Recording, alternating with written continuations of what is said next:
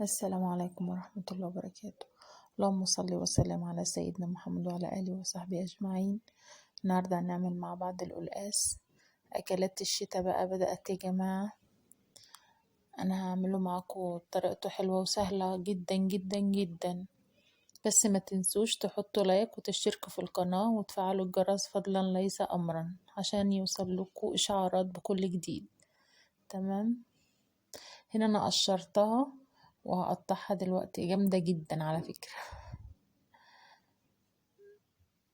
بتحاولي تقطعيها يعني القطع كلها متساوية.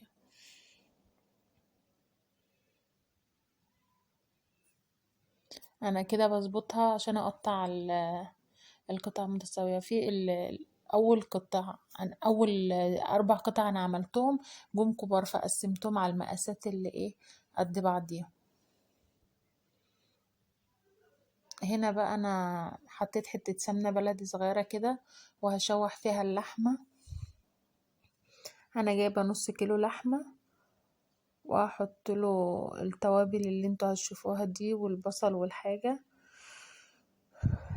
دولي 3 بصلات وحبيتين طماطم مكعبين مرقة وفلفل اسمر وكمون ورق لوري وقرن فلفل حراق. تمام. انا اول حاجة هحط اللحم، قطعتها يعني وسط كده. اما نكون بنعمل طبيخ بقطعها وسط.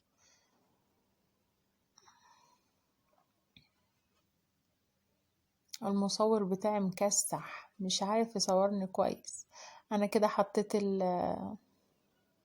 اللحمة اهو، هشوحها بس لونها يتغير، لونها بس يتغير معايا عشان الزفرة وكده.